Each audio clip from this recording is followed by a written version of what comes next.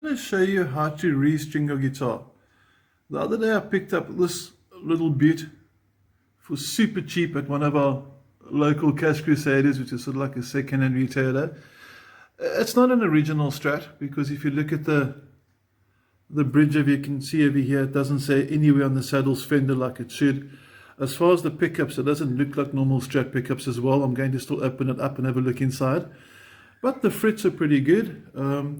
I asked about the paint job and I googled it, and it's called a Rocky Strat. You can actually buy them, and it's based on George Harrison's Strat, which he painted, and it's exactly the same lines and colors and everything. So even though I don't think it's original, it's done really pretty cool and done really well.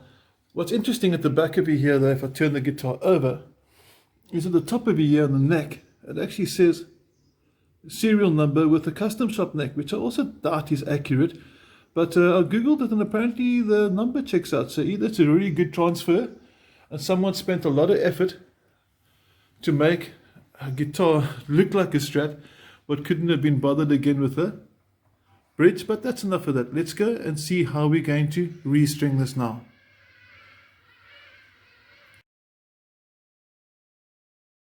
Important, when you restring your guitar for the first time, notice how you take the string off, because that's going to indicate to you how to put the strings back on. I'm going to start with a thick string for no real reason, the low E string. You can start with any string you like, really. And sometimes it's nice to take all the strings off.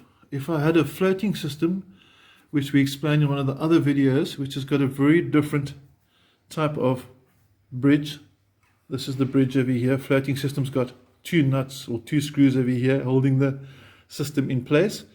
This one over here I can actually afford to take off all 6 strings, which I think I'm going to do after all, starting on the 6th. You can see the string is quite loose. And if I go in here really close as well, you can see now the string is actually sort of all floppy and everything. So I'm just going to take him off. Excuse my hand. There we go. You can see a bit better inside there, I guess. There we go. And the string is out. Sometimes you need a little bit of physical force and to get it out, depending on how old the strings are. And we're down to a 5 string. Okay, we flip the guitar over now. We can look at the cover behind you, and you can see that if I move the string, you can see it coming out. That's where the string should come out if you're restringing a Strat style guitar. You simply just take it and pull it out all the way, as easy as that. Nice and easy. Makes funny noises, and then just a little bit of force. Almost there, and there we go. 1 string less. Okay, we're going to do the other 5, and then we'll resume and we'll work it from there. We'll see when all the strings are off. Sometimes the strings get jammed. Now the little ball, which I'm going to show you over here, sometimes if you look over here, you'll see there's a little brass ball at the end there. And I'll hold it more up to you. There you can see. Sometimes that gets jammed at the back of the hole. So what I do with that is I take an Allen key or anything long and thin, small thin screwdriver, and I stick it in the hole, and then I use it to push the back out. So that now will push that little fellow so he comes out nice and easy. Simple as that. Nice, easy, quick fix and trick.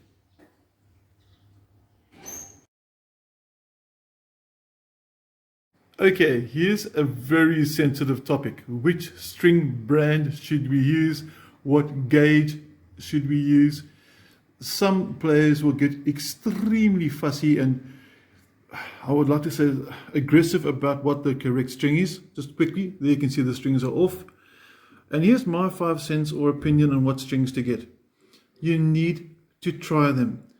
You can try 9s like this over here, which is a thinner string, which is nice for string bending. Perhaps sort of 10s, which is slightly warmer tone to it, but thicker tone, a bit more sustained, but string bending is a bit more difficult.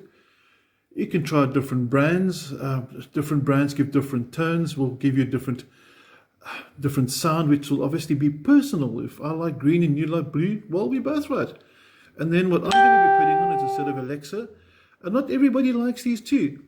Remember with strings, folks, experiment, test them. There's different brands, different alloys. Some use nickel, some use this, some use that. I don't want to go into a whole study of that, but I want you to experiment and find your own brand. You also get very thick strings, like Stevie Ray Vaughan, for example, used 12s. And there's no wrong gauge. There might be a wrong gauge for you because of your preference. Don't let anybody bully you into you and force you to buy something you don't want to. Maybe try it, but don't let anybody say that this brand of string is the best. It's really whatever makes you happy, and you need to test as many brands as you can, especially while you're still new to guitar. Maybe try and restring once a month or every second month so you can compare them accurately. Because if you restring every year, of course, any string is going to sound good because it's just clean and new. So try and restring every month. If you can do more, that'd be great. And find out what suits you better. Remember, it's all about opinion, and everybody with their own gauge, everybody there is correct. Don't be bullied. Get what you like. For a restring, here's the thinnest string. If you look very carefully, you can see it shining there. He's going to go into the lower hole. Make sure you get it the right way. We're going to put him inside here, and then we'll look from the front to see how it comes out. Guitar's flipped over, and there you can see the string now has come out there, and we're going to take him to the top. And when we get to the top, you'll see what happens next. Okay, we can see there's a hole at the top there by the tuning peg. That's my dog walking past. We're going to put the string through the hole. You can see it coming out the other side now, nice and shiny. And we're going to put it. Also, note that we haven't cut the string in any way yet. The next is to put tension on, and we'll take it from there. If I put the string flat like it is now, when the string winds, it's not going to have many windings around here. So I want to create a bit of a gap, a bit of space, so that the string can take up slack. The string falls out my hand, silly string. And we're going to get him now back into place over here, and we like a 4-finger gap. I like that. Some guitarists might like a bit more, some a little bit less, but I find this works normally quite nicely. And then I kink the string at the top. I'll show you this kink now. So we go to that now, and watch this. At the top over there, you can see my finger is going to bend the string. I'm going to kink him in the opposite direction that the string is going to wind, so that the string doesn't slide. So the kink is going this way, but my winding is going to go that way. And I'll put my 4-finger gap over there with the string across the top, and I'll start winding. We'll see that in the next video. Okay, quick revision before we start turning the tuner. There you can see the string is kinked and bent. You can see the hand moving in the corner there, the finger movement. That's putting tension on the string so that when I start winding now, it's nice and even. And now we start turning patiently. Just a suggestion.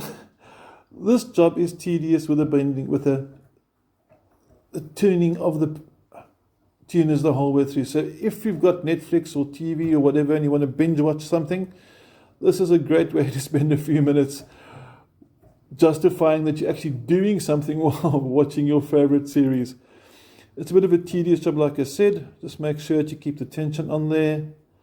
And we're going to fast forward a bit now to the ending of this. So I'm going to pause this quick over here. You can see the string coming down. And now we can see the string is sitting nice and tight and snug through the little groove by the nut over here. It's nice and neat at the top end over here. Because the first and second string, and sometimes even the third string, are so slippery, what I find really helps is I put the string through the hole again. So it's actually going to get kinked twice. So what I'm going to do now is I'm going to take it, pull it, and then give it a second kink before I cut it to help it make sure that it doesn't slide. So from a top view, you can see your string nice and neat over here. There it's sitting nicely in the nut. Nice and smooth. There's the other strings must still go on. And there you have it, nice and neat. And the next step is obviously to cut it. And you can see the second kink. Remember, because it's slippery, it might, especially with string bends and that, you don't want it to slide here or unnecessarily over here as well. But this is the main enemy. So if you secure him nice and tight there, it's going to work a lot better. You do get guitar tuners that actually have got locking systems, but that's a video for another day. Okay, I hope you enjoyed this so far. See you on the next video. Okay, you can see the strings bouncing around here. I do have some students that really like just leaving the strings like this. Personally, not my favorite. I think it looks as untidy as hell, but if it works for you, that's quite acceptable. Some guitarists even like making little circles and tying it up like this. Obviously, I could make it neater, but still. And for me, this just looks so much neater. There we go.